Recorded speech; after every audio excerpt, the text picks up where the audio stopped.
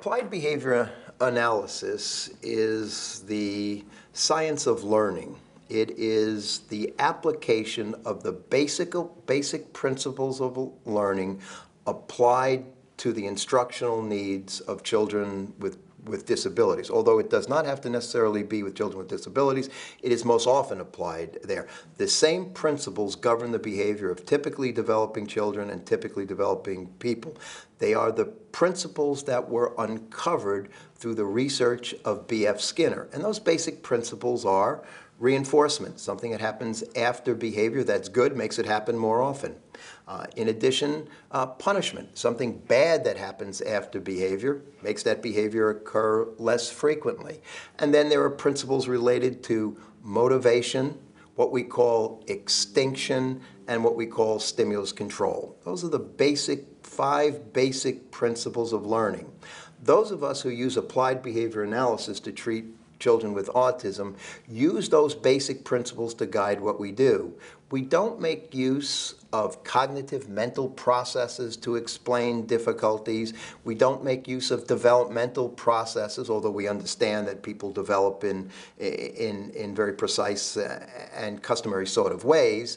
We don't make use of those kinds of analyses and thinking about disabilities and development. We basically look at the environmental arrangement of these five basic principles and how they apply to the learning of people.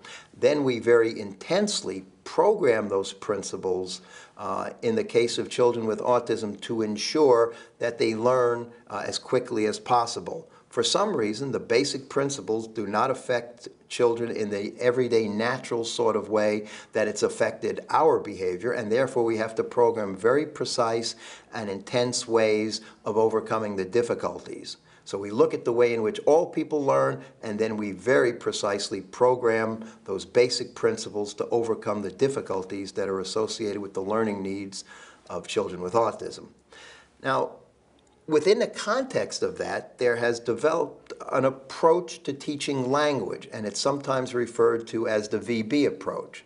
What the VB approach is the application of those basic principles to language. Now, you would expect that anybody who uses applied behavior analysis would also use those same principles to apply to language. Well, what has been the case in our field is that's not always been true, that many people who use the basic principles to govern teaching children to do most things in their daily life use a completely different paradigm, a developmental, a cognitive, a structural approach to language. Those of us in the ABA field that believe that we should use and have found to be successful the extension of those basic principles to language are what we call people who make use of the verbal behavior approach. So I'm not sure the term verbal behavior approach is a good way of talking about it. The best way to talk about it is that there are practitioners who use applied behavior analysis but do not use ABA principles for teaching language. Then there are a group of people who use ABA principles to guide their programming of children with autism, and then also use the same ABA principles to teach language based upon B.F. Skinner's 1957 work on the application of those principles to the development of language. So that's what kind of differentiates practitioners within the field. The field of applied behavior analysis has its roots in the laboratory and the research of the famous psychologist B.F. Skinner. B.F. Skinner trained many people throughout the United States.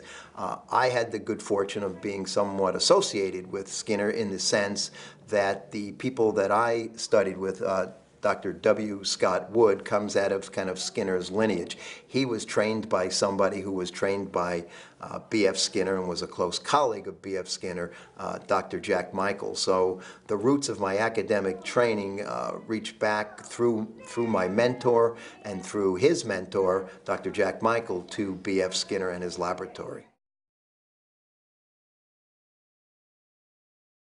Children with autism are a very diverse group. They're all very, very different, and there's a broad spectrum from extremely impaired to minor forms of impairments. Therefore, my experiences using applied behavior analysis vary quite a bit. In almost all cases, one universal experience is that applied behavior analysis provides benefit and effective outcomes for almost all children that we serve, and it appears to be one of the most effective treatment, if not the most effective treatment. So the general experience has been that it is quite effective with all children with autism, despite the broad spectrum of children presenting with that disorder. However, my experience is that to the extent that the impairment is great, the treatments aren't always as effective as you would like to see them. We're all looking for the best possible outcome, which basically means removing all of the behavioral manifestations that are exhibited by persons with autism. Given the degree to which the impairment presents itself, to some degree mitigates against a best outcome. So children with a great deal of impairment, while applied behavior analysis works to bring about certainly positive changes, my experience are that it may not bring about overwhelming results and significant results where the child is indistinguishable from their peers. However, with children with less impairment, the application of the behavioral principles as compared to other treatments may bring about very significant sort of changes where the child is responding in typical sort of ways after several years of intensive and effective treatment. So your experiences are different. The commonality is you get good outcome, you get improvement. The differences are based upon the impairment. You may see fairly significant sort of changes versus some progression and some progress, but not necessarily overcoming the behavioral manifestations of the disorder.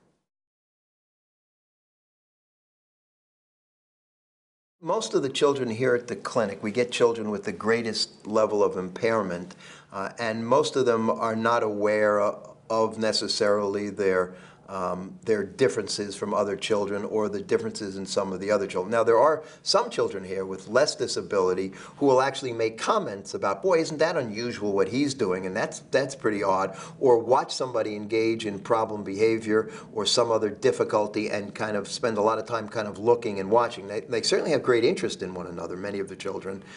However, whether or not there's an awareness and a recognition of the differences doesn't appear to be the case.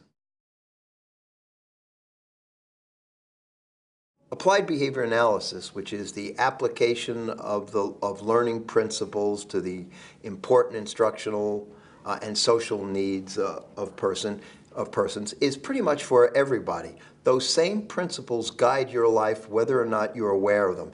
It's sort of like the idea of physical laws such as laws of gravity. Whether or not you're aware of the law of gravity, when you release a pen from your hand, it will fall to the ground. The law of gravity is operating whether you're aware of it, whether or not you can define it, whether you know it in the same way that a physicist understands gravity, makes no difference. It still affects your life. The principles of applied behavior analysis, as uncovered by B.F. Skinner, are nature's way. Nature has decided the way in which we go about learning. So those principles are affecting your life and everybody's life every day throughout your life and throughout your experiences, whether you're aware of that or not. As a result, then you could basically say ABA is for everybody. However, persons who have learning needs, we need to very specifically program the environment so as to overcome their learning needs. Typical children, for example, all you have to do is immerse them in everyday language environments and they learn to talk. Now, the ABA principles of learning to talk were applied. They just were applied in a natural sort of way, unwittingly, by everyone in the child's environment. The problem with children with autism is if you have a neurobiological disorder, a neurological disorder, the everyday application of ABA principles may not lead to effective communication skills. So what we then have to do is very precisely think about what principles are guiding the development of typical children and intensively and precisely apply them to children with autism to overcome their learning needs. In terms of interacting with other children, we program certain times of the day for those kind of social interactions. A lot of our work is one-on-one intensive work to overcome skill deficits, but we do program times throughout the day. Many of the children will not interact with each other unless very precise contriving of the situations, coaching, and facilitating the social interaction goes on, or they would have limited sort of interest in each other. So the job of behavior analysts is to set up circumstances that allow for social interaction and then facilitate the social interaction through instructional techniques to get the children to socialize and interact with each other. Rarely will they interact with each other if the situation is not contrived to do so. We try to teach kids to respond, especially when using language, in quick and correct sort of ways. You can imagine one of the difficulties with children with autism is sometimes you will ask them a question and it requires, as people sometimes refer to, several seconds of processing time. So you might say to them, "Where did you go last night?" And you could just imagine if somebody took 5 seconds to answer that question. Well, what would that do to the social interaction? Well, if you said to somebody, what'd you do last night? And it took them 5 seconds to answer, it's highly unlikely you would ask them another question. You would think something was fairly odd about them, and you might not have as much interest in that person and in continuing a conversation that would be laborious in nature. So the ability to quickly respond in social situations to what other people say keeps the listener and the other party interested in what's going on. Well, many children with autism tend to have these long, what we call latencies, these long periods of time where they fail to respond. Then they ultimately do respond, and they respond correctly, but nevertheless, listeners and the rest of the world are kind of off on to the next subject by the time the child ultimately responds. So one of our goals during instruction is to get quick and correct responding so as to maintain the interests of the other person that they're interacting with. Probably the biggest misconception about ABA is that it teaches rote learning, that it merely teaches somebody to respond to the environment in very rigid and rote sort of ways, and it doesn't really get to the core of who the person is and what their thoughts are, that it merely treats the symptoms and results in a very robotic sort of way of interacting with the world is probably one of the greatest criticisms of applied behavior analysis. Now, the basis for that criticism is that some practitioners, when applying the behavioral principles, may in fact accidentally produce that kind of responding. So it may have to do more with the skill of the practitioner and the clinician than it does that ABA universally produces these kinds of outcomes. The major outcome or effects that we're looking for with applied behavior analysis, and what has been documented in the literature, is that we can address the core deficits of children with autism, which relate to their inability to communicate, their socialization, and their development of unusual responses to the environment and unusual behavior. The effects have been that we've been able to demonstrate through our research that applied behavior analysis can in fact affect the core deficits in children with autism and overcome the behavioral manifestations of the disorder in each of those main areas.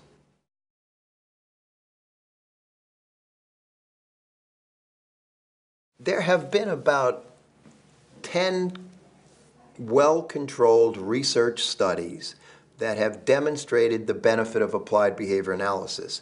In at least a couple of cases, the studies have compared applied behavior analysis to other treatments and basically found applied behavior analysis to be more effective. One of the first studies to demonstrate that was in 1987 by Ivar Lovaas, where he demonstrated that applied behavior analysis applied to about 19 children or so with autism was able to make a significant impact on the lives of the children, where a large percentage of the children became indistinguishable from their peers after several years of intensive work. Several studies have followed along those lines. There have been replications of those studies, all demonstrating similar sort of effects. There has not been a major study that has compared applied behavior analysis with a verbal behavior approach, in other words, using Skinner's analysis of verbal behavior, to the application of applied behavior analysis with Skinner's analysis. So there hasn't been a study that has compared ABA with and without Skinner's analysis of language. Ultimately, I think that study will be done. However, within the context of the verbal behavior approach or the application of Skinner's analysis, there have been dozens and dozens of studies that have demonstrated that the principles outlined in Skinner's 1957 work on verbal behavior were correct, and that there is great benefit to many children with autism in applying those principles and procedures. Most of the studies have been single subject, single case design studies that have looked at some aspect of learning of a child with autism, applied those principles, studied their effects, and shown a great deal of benefit. Most of the studies have focused on the importance of social communication and language early on in the treatment of children with autism.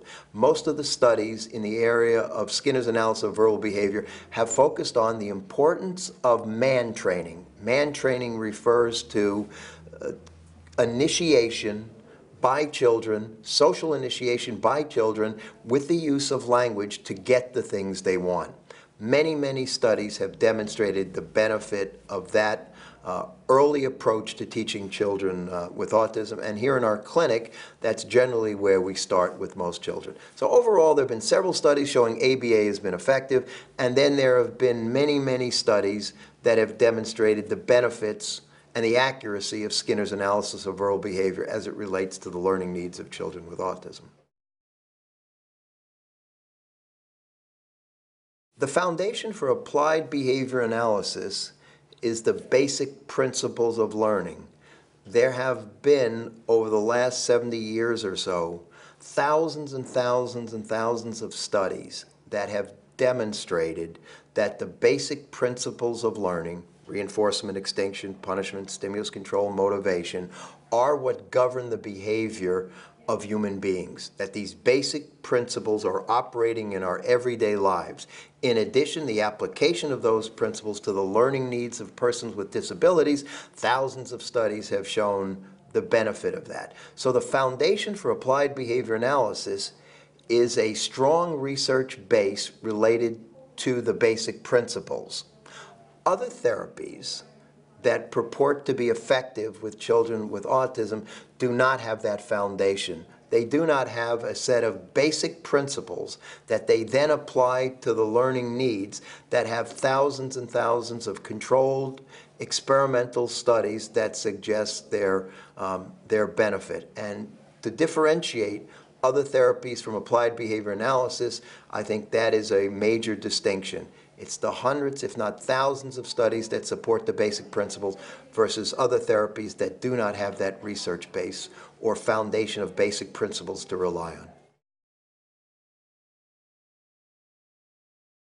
What AB offers to children with autism is an opportunity to, first of all, enjoy the social interactions of other people, to enjoy the opportunities to engage in social activities, to play, and to enjoy other people, their reactions, and all of the benefits that we all get from interacting with other people on a daily basis in a social sort of way.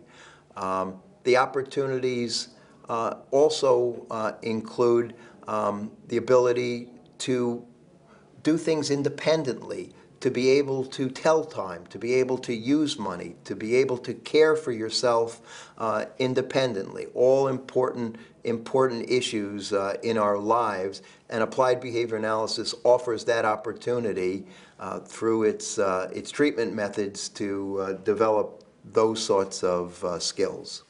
In addition, develop the ability to communicate with other people in sophisticated ways, to be able to represent what you're thinking and your ideas and your beliefs, the kinds of things that are important to you. Tell people what happened to you, why you like certain things, why you dislike other things, to be able to have conversations with people, to explore their ideas, know more about them.